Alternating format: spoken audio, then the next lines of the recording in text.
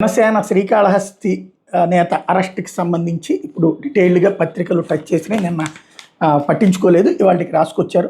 చెన్నైలోని కూచం నది ఒడ్డున వద్ద ఓ యువకుడు మృతదేహాన్ని గుర్తించిన వ్యవహారంలో తిరుపతి జిల్లా శ్రీకాళహస్తి జనసేన పార్టీ ఇన్ఛార్జ్ వినుత కోట సహా 5గురిని పోలీసులు అరెస్ట్ చేశారు. చెన్నై పోలీస్ కమిషనర్ అరుణ్ శనివారం తెలిపిన వివరాల ప్రకారం Chennai 7 hills MS Nagar housing board వెనక వైపు కోనం నది వద్ద ఈ నెల 6న సుమారు 25 ఏళ్ల వయసు ఉన్న యువకుడు మృతదేహం వెలుగు చూసింది. మృతదేహంపై గాయాలుండటంతో హత్య చేసి ఉంటారనే కోణంలో దర్యాప్తు చేపట్టారు. మృతుడు శ్రీకాళహస్తి మండలం బొక్కసంపాలెం గ్రామానికి చెందిన శ్రీనివాసులు ఎలియాస్ రాయుడిగా తెలిసింది. ఈ కేసులో జనసేన శ్రీకాళహస్తి ఇన్ఛార్జ్ వినుత భర్త చంద్రబాబు, వారి సహాయకుడు Gopi, car driver Shaik Dasan, Janasena IT wing నిర్వాహకుడు శివకుమార్ను అరెస్ట్ చేసినట్టు కమిషనర్ వెల్లడించారు.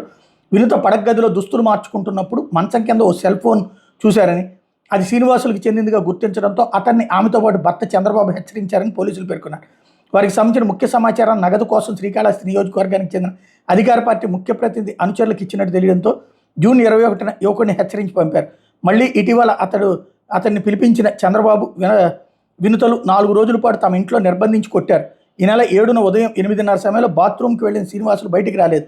దీంతో తలుపులు పగలగొట్టి లోపలికి వెళ్ళిన వినుత దంపతులు ఇనప గొలుసులతో యువకుడు గొంతు నులిమి హత్య చేశారు. విషయం బయటికి రాకుండా అదే రోజు సాయంత్రం మృతదేహాన్ని కారులో ఉంచి చెన్నై బయలుదేరారు. తమిళనాడు సరిహద్దుల్లో ఆ వాహనం మొరాయించడంతో మరో కారు రప్పించి అందులో మృతదేహాన్ని తరలించి కోనం నదిని వద్ద పడేసి వెళ్ళినట్టు పోలీసులు వివరించారు. శ్రీకాళహస్తిలోనూ తాము పలు ఆధారాలను సేకరించినట్టు తెలిపారు. అమ్మమ్మ రాజేశ్వరితో కలిసి ఉంటున్న శ్రీనివాసులు 10 ఏళ్లుగా చంద్రబాబు వినుతల ఇంట్లో సహాయకుడిగా డ్రైవర్గా పనిచేశారు. జూన్ 21న అతన్ని తమ డ్రైవర్గా తొలగించినట్టు వాళ్ళు స్థానిక వాట్సాప్ గ్రూపుల్లో పోస్ట్ చేశారు. ప్రత్యర్థులకు లొంగి తమకు నష్టం కలిగించాడని అందులో పేర్కొన్నారు. తాజాగా అరెస్ట్ సందర్భంగా వినుత దంపతులు మాట్లాడుతూ అన్ని నిజాలు త్వరలో వెలుగు చూస్తా, ఇందుకు కారణం బొజ్జల సుధీర్ రెడ్డి అంటూ వ్యాఖ్యానించారు.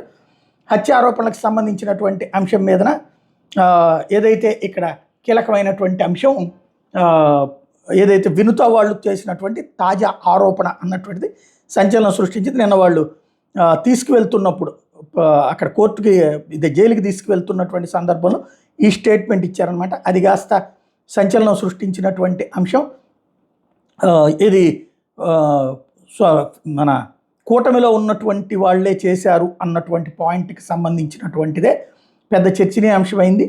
ఎందుకు ఆ స్టేట్మెంట్ ఇచ్చారు, ఇప్పుడు అతనితో ఉన్నటువంటి ఇష్యూ కానీ ఇదంతా అన్నదే తెలియాల్సింది.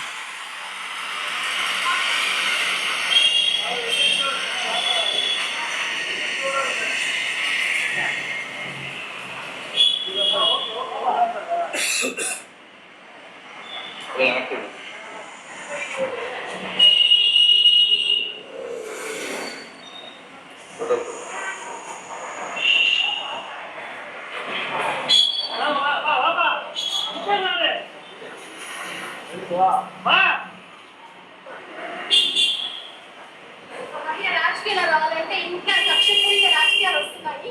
నిజ నిజాలు బయట వస్తాయి. ఖచ్చితంగా నిజ నిజాలు బయట వస్తాయి.